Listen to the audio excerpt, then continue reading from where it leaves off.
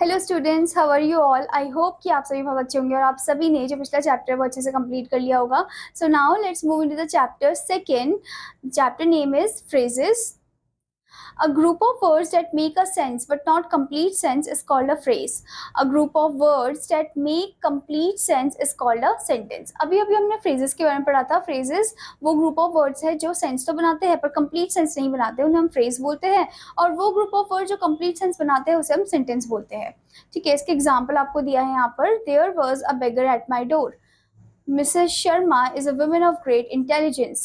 The sun is above our head. To play chess is not easy. All the four group of words given above are sentences for they make complete sense. One expression printed in bold letters are all phrases. From the above examples, it should be clear that a phrase is usually part of a sentence. A phrase does not contain a finite verb, but it may contain a non-finite verb like an participle or a gerund. In section 4, to play chess contains an infinite verb. Okay. In a sentence, a word can act as a noun, pronoun, an adjective, etc. Similarly, a phrase can act as an adjective, adverb or a noun.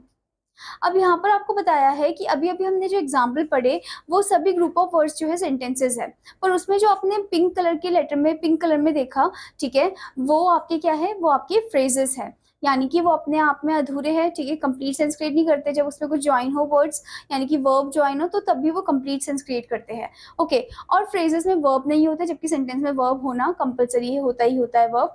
Okay, and यहाँ पर आपको ये भी बताया गया कि phrase जो है वो अपने लाइक आप जब पढ़ते हो फ्रेज को, जैसे for example at my door, तो इसमें फाइनाइट वर्ब नहीं होता, इनफाइनाइट वर्ब होंगे। ठीक है, फाइनाइट नहीं होंगे। जैसे कि नॉन फाइनाइट, जैसे हम बोलेंगे नॉन फाइनाइट वर्ब जिसमें एन पार्टिसिपल या जीरेंट हमने यूज कर लिया। ठीक है, जैसे सेंटेंस फोर है उसमें टू प्ले चेस, तो टू प्ले चेस जो है वो एक इनफाइनाइट वर्ब क्रिएट कैरी कर रहा है अपने अंदर।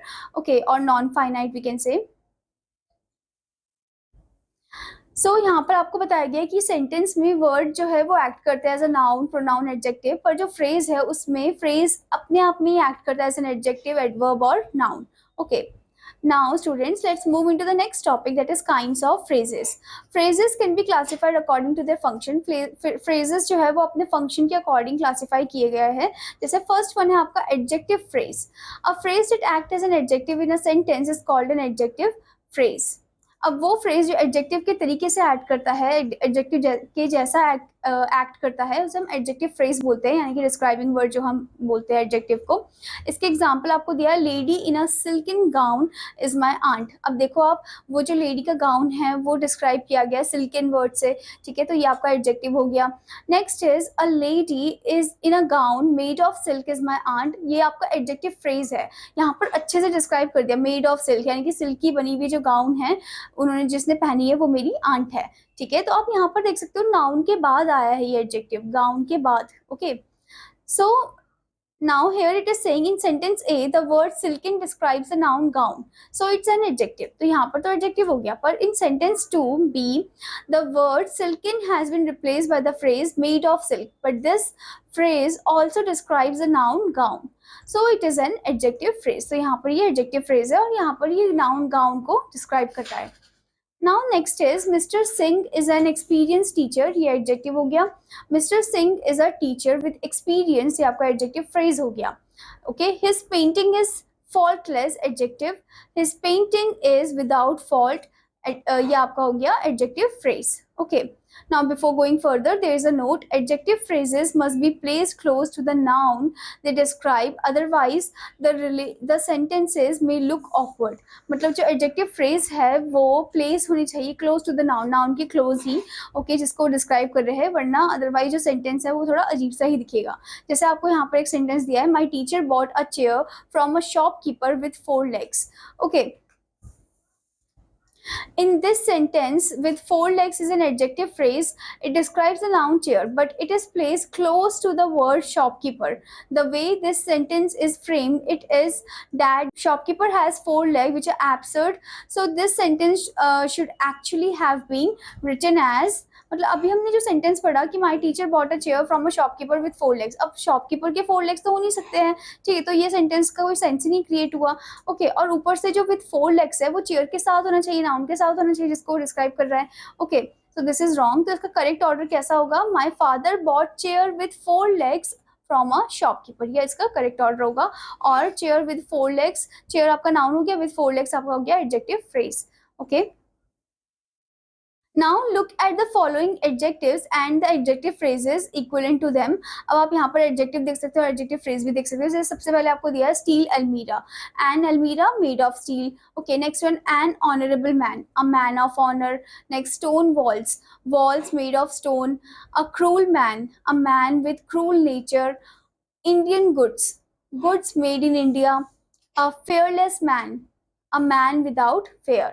Okay. Now next type is adverb phrases. A phrase that act as an adverb in a sentence is called an adverb phrase. मतलब वो phrase जो act करता है as a adverb की form में एक sentence में, उसे हम adverb phrase बोलते हैं। इसके example आपको यहाँ पर दिए हैं, जैसे कि Rohit acted cleverly, adverb showing manner।